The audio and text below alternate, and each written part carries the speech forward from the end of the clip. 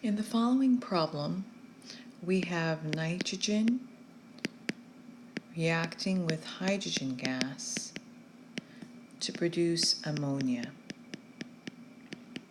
And let's go ahead and balance this chemical reaction by putting a 3 in front of hydrogen and a 2 in front of ammonia. We have 28 grams of our nitrogen that reacted. But the actual production of ammonia that was produced was 26 grams. That's the actual yield. Percent yield will be actual grams of ammonia, which is our product, over theoretical grams of ammonia times 100%. We have our actual grams. This is 26 grams of ammonia. We need to determine the theoretical grams, and we can do that with stoichiometry.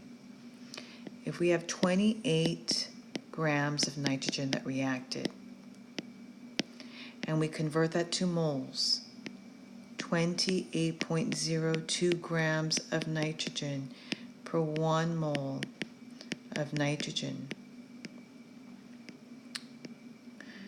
And we know that 1 mole of nitrogen is to 2 moles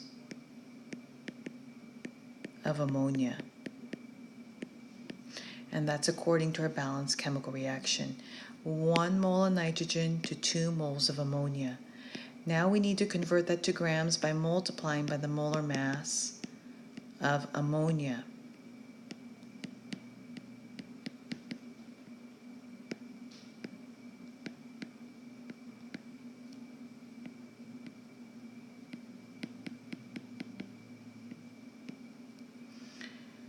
So if we solve this, this ends up being 34.0 grams of ammonia that we've obtained theoretically. So this is our theoretical yield.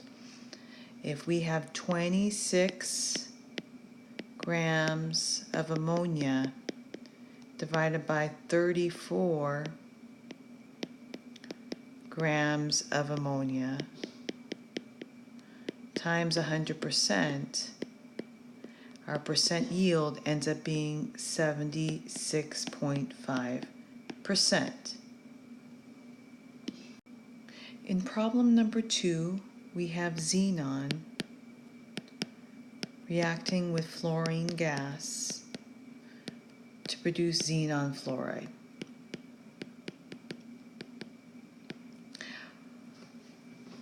We want to determine the amount of xenon fluoride produced given we have 10 grams of fluorine and we have a 54% yield.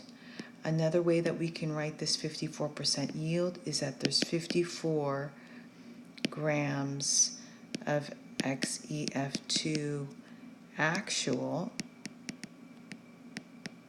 over 100 grams of XeF2 theoretical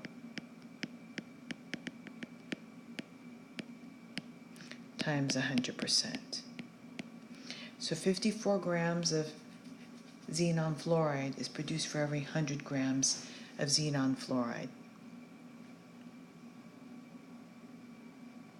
Now we can go ahead and write out our formula for solving this.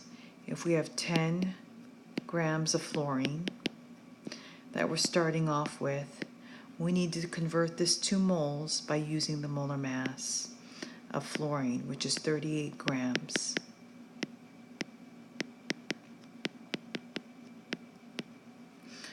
We know according to our balanced chemical equation that 1 mole of fluorine produces 1 mole of xenon fluoride. And we know that 1 mole of xenon fluoride weighs 169.2 grams of xenon fluoride. And because we have a 54% yield, we have to include that in our problem solving.